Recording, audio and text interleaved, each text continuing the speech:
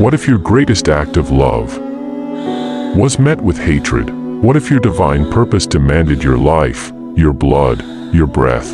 This is not just a story, this is the journey from the cross to the crown. The night was still, the trees of Gethsemane stood tall, silent witnesses to a moment that would change eternity.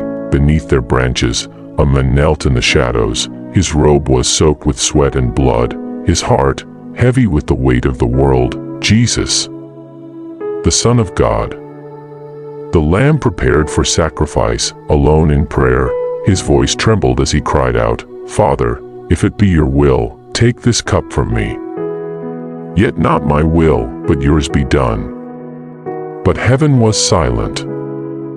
His friends, those he called brothers, were nearby, asleep, unable to stay awake, unable to grasp what was coming. But he knew the storm was coming, and he had chosen to face it. Then came the torches, the footsteps, the kiss of betrayal. Judas, once a disciple, now a traitor. With one act, he handed over the Savior of the world for 30 silver coins. The soldiers rushed in.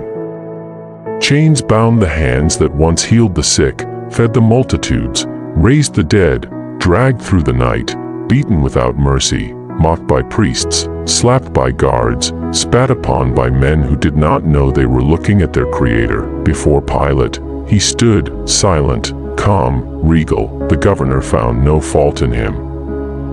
But the crowd cried out, "Crucify him!" They chose a murderer over the Messiah. A purple robe was thrown over his torn back, a crown of thorns pressed deep into his forehead. Blood ran down his face as they bowed before him in cruel mockery. "Hail, King of the Jews!" They gave him a cross, heavy, brutal, soaked in death, and he carried it, step by agonizing step. He carried it to Golgotha, the place of the skull. There, on that hill, they stripped him of dignity. They nailed his hands, they nailed his feet, and they raised him up for all to see. The sky grew dark, the earth groaned, and still he spoke love. "Father, forgive them, for they know not what they do." Soldiers gambled for his clothes, priests scoffed, passers-by mocked, yet beside him, a thief, guilty, broken, whispered, "Remember me when you come into your kingdom." And Jesus, bloodied, suffocating, dying, replied, "Today, you will be with me in paradise." He looked down and saw his mother. He saw his beloved disciple. Even in pain, he gave them to one another. Even in death, he loved. Then, with a cry that shook the heavens, he shouted, "It is finished." The earth quaked, the veil in the temple tore from top to bottom, the graves opened. The sky wept, and Jesus breathed his last. The Lamb had been slain, silence fell, the King was dead. But the story was not over. 3 days passed. Grief sat like stone in the hearts of those who had followed him. The tomb was sealed. Hope seemed lost. But on the third day, before the break of dawn, the stone rolled away. He rose, the guards fled, the angels rejoiced, and the women who came to mourn found joy instead. He is not here.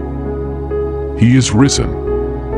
Jesus walked among them again, not as a ghost, but alive. He showed them his hands. He let them touch his side. He broke bread with them. He restored their faith. And before he returned to his throne in heaven, he spoke, "All authority in heaven and on earth has been given to me. Go therefore, and make disciples of all nations, and behold, I am with you always, even to the end of the age."